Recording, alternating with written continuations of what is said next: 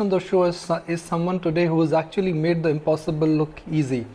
He's managed to navigate Nestle India to a different height, and Nestle India now is part of the Nifty 50 Elite Club and is one of the fastest high margin growing FMCG business in India. But today he would be also joining us in a different capacity, in the capacity of Chairman of CII Food Processing Committee. Suresh, good evening to you and thank you for joining us. At the outset, here's hoping everyone is safe at home, your family and at Nestle. Thank you, Nikunj. Thank you for having me on your show. It's a real pleasure, and thank you for your extremely kind words. But that is really attributable to my team, one of the finest teams that I'm very, very proud of leading for the last 5 years now. And yes, everyone is safe at home, and I do hope that at your end, Nikunj, everyone is safe and everyone is secure.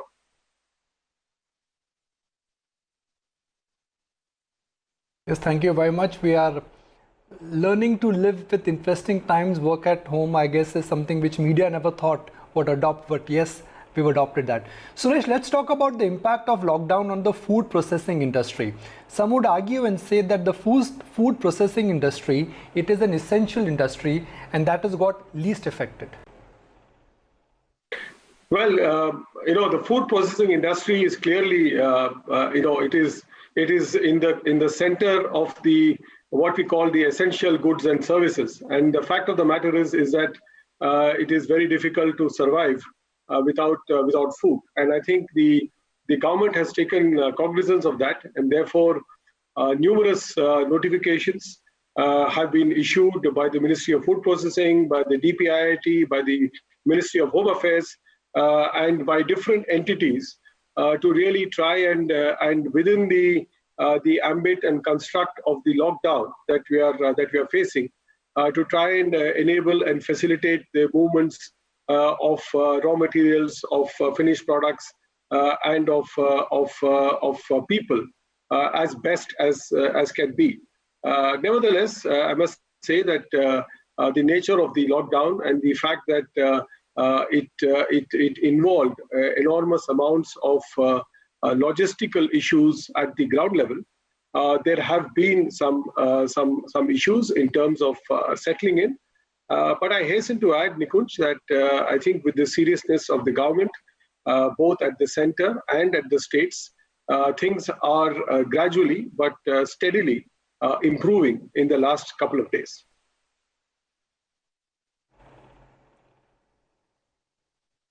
What has been your experience at Nestle about what has happened to immigrant labor, supply chain, raw material availability, inventory levels? I'm mincing a lot of things into one so that we get a big picture from you. Sure. No, I think you hit Nikunj all the essentials, men, material, and really movements of goods and services. Let me take the first one, the people angle. I think the people angle is really something that is gradually improving. There has been, obviously, it is a human trait, and I think we have to be compassionate and we have to be also realistic about it. People are fearful, and it has taken some time. I must say, at Nestle, we have some very old factories of ours. Factory in Moga, which is I call it the flagship of our company, and the factories in Samalkha and other places. These have ramped up reasonably quickly, with, of course, a much lower level of workforce involvement. And that we are supporting as a company over 100,000 dairy farmers in Punjab, and it is a sacred responsibility of ours. We have been with them for the last 6 decades, and every single day we have been taking their milk and processing it. I'm delighted to say that even in this very difficult environment, we had enormously positive support from the Punjab government, from the Moga administration, and this really helped us collect every drop of milk that was given by these 100,000 farmers. So I'm very proud of this legacy of this company, of keeping its relationships, of keeping its trust, of valuing our commitments over a period of time, come hell or high water.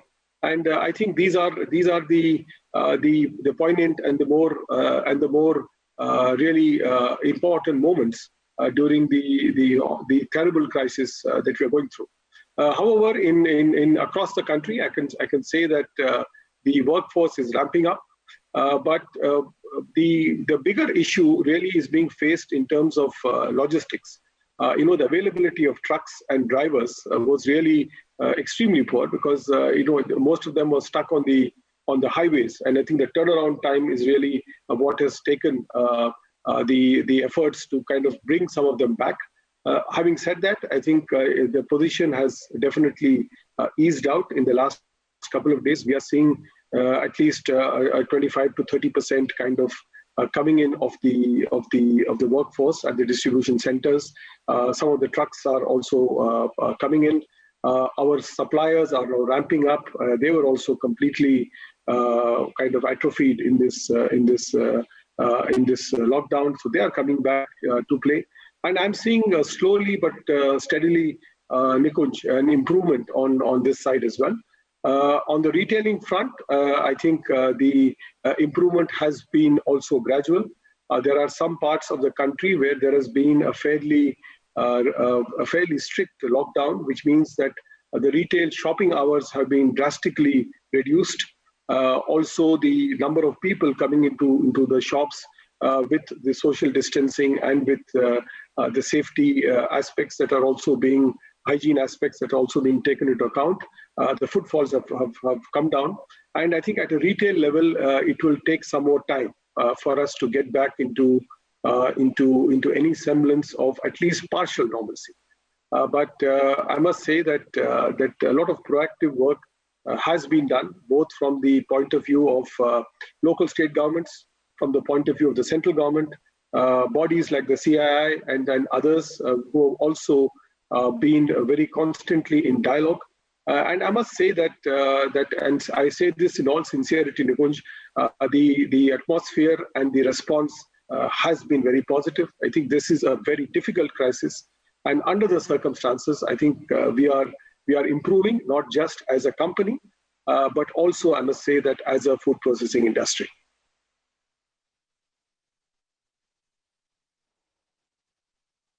Now, Suresh, the economy has seen both supply side shock and demand side shock.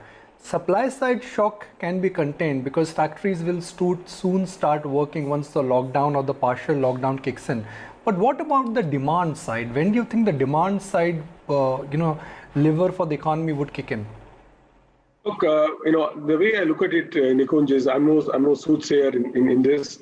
I think the demand side has been impacted quite significantly. The fact of the matter is that there are all the fears that people have in terms of job losses, in terms of the state of industry, and the fact that this has cost quite a bit economically. But I think it was important that the country protect the lives first before livelihood, at least up to a certain stage, which is what the Honorable Prime Minister very clearly articulated. So I see this as a gradual process, Nikunj. I don't see this as a classic V that it'll suddenly bounce back and it'll sharply go back to what it was. I think the fears and the degree of circumspection is fairly high. There will be a hesitancy in doing some of the things that people have done for long, whether it is in their shopping habits, whether it is in their entertainment habits, whether it is in their eating habits. The rural sector, very well about. I think there has been a lot of distress there as well.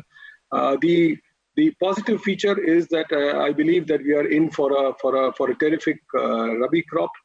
So therefore, that will certainly ease some of the issues around food inflation. And also the government is taking some proactive steps in terms of some of the agri inputs, in terms of at least the movement of agri equipment for harvesting of the crops. I think that's a very, very good step that is being taken, together with some steps that could be taken around the migrant labor, which is a little bit more it is more difficult, and I think it will take some time because people are fearful at the moment. So enormous amount of patience and also propagation of information, maybe issuing of e-passes, and employers also giving the assurance that they're taking the right steps as far as segregation, distancing, hygiene is concerned. And I think with this, the demand situation will start to come back. But I'm seeing more a U, Nikunj, than really a V, because it is quite an impact, and I think it will take time for it to get fully digested.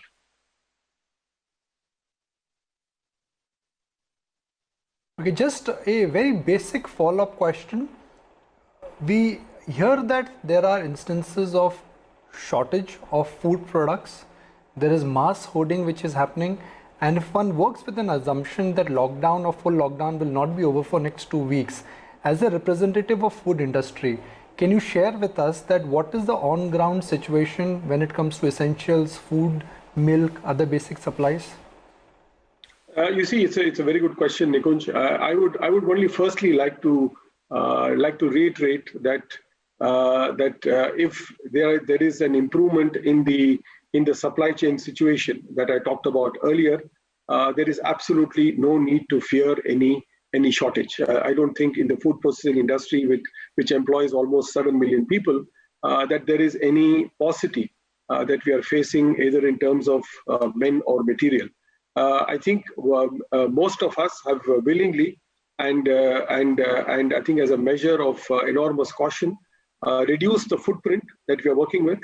As a company, I can tell you, Nikunj, Nestle has taken a very conscious move to cut it by half, so that we are able to work within the norms that are required to maintain some of the practices on distancing and others that we stand to. I really don't see that this is more, it is kind of an enormous shake-up that has happened. It is inevitable that in a shake-up of the kind that we are facing, there will be pockets where there would be some shortages taking place. I don't think this should be endemic. There is no reason to be. Plus, of course, in certain categories, there has been enormous amount of panic buying. There would really not be much of a necessity for panic buying once some of the challenges in the retail space with our e-commerce and also with our organized trade elements, once they start settling in a bit, which has also started, I don't see that there should be any need for the kind of panic that has been demonstrated. It is understandable. Even during the Maggie crisis, I never retrenched anyone. I think for me, a job is not just an income, it is self-respect of the human. And I have no business whatsoever to trample on that if I can avoid it. So there are various cost mitigation strategies that we'll be taking into account. Like many in the industry, we will face pressures on both the top line and the bottom line in this situation. But I think the company and my team are extremely wise and extremely cooperative. And also the level of trust between us is high, so that we will come around and we will continue to come back even after this crisis. I keep telling my team that just as we did after the Maggie crisis, we came back strong.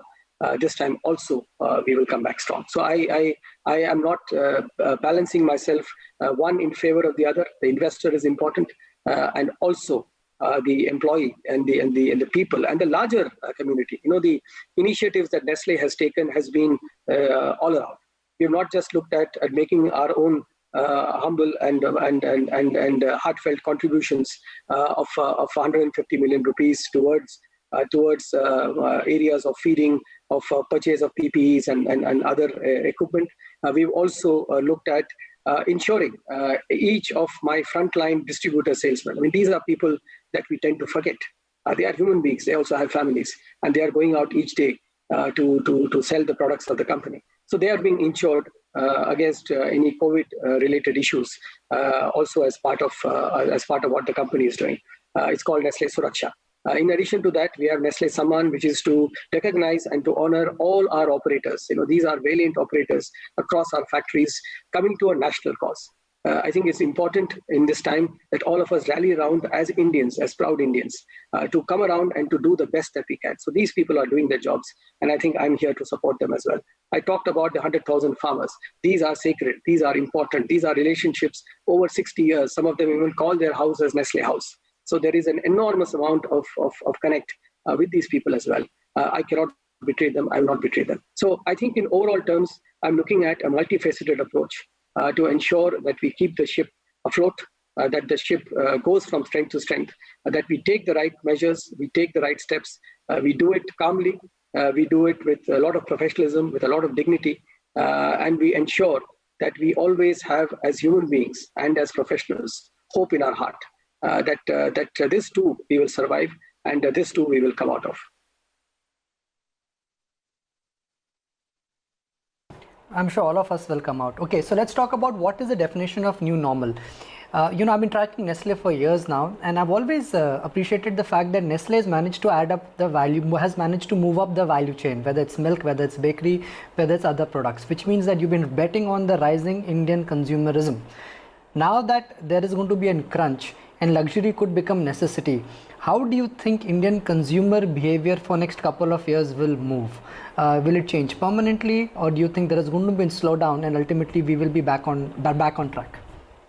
You see, let me take the. It's a very good question, Nikunj. Let me take the few things. I mean, again, these are early days. I'm not a summons to be able to see exactly how the future is going to pan out. But let me take 2 or 3 things that are going to be the same.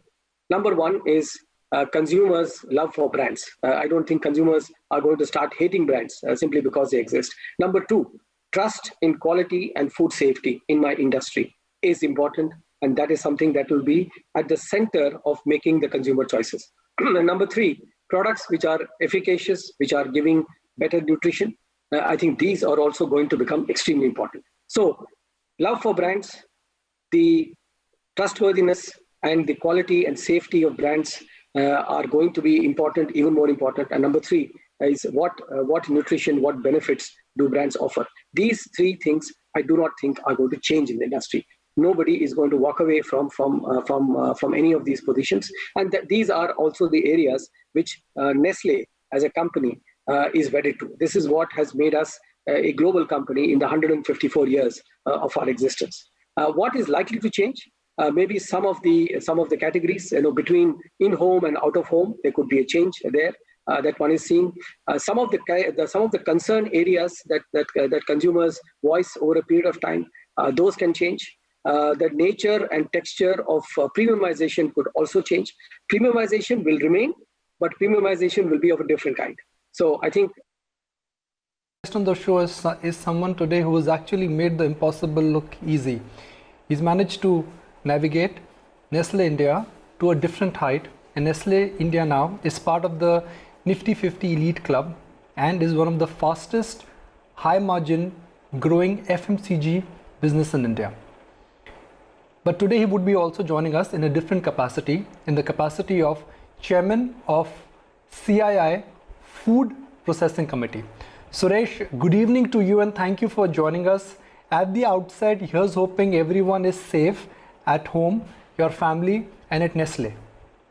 Thank you, Nikunj. Thank you for having me on your show. It's a real pleasure, and thank you for your extremely kind words. But that is really attributable to my team, one of the finest teams that I'm very, very proud of leading for the last 5 years now. And yes, everyone is safe at home, and I do hope that at your end, Nikunj, everyone is safe and everyone is secure.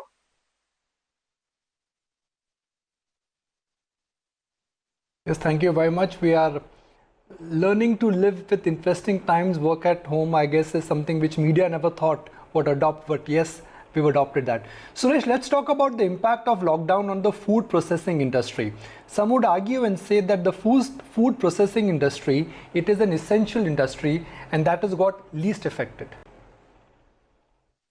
Well, the food processing industry is clearly, it is in the center of what we call the essential goods and services. And the fact of the matter is that it is very difficult to survive without food. And I think the government has taken cognizance of that, and therefore numerous notifications have been issued by the Ministry of Food Processing, by the DPIIT, by the Ministry of Home Affairs, and by different entities to really try and within the ambit and construct of the lockdown that we are facing, to try and enable and facilitate the movements of raw materials, of finished products, and of people as best as can be. Nevertheless, I must say that the nature of the lockdown and the fact that it involved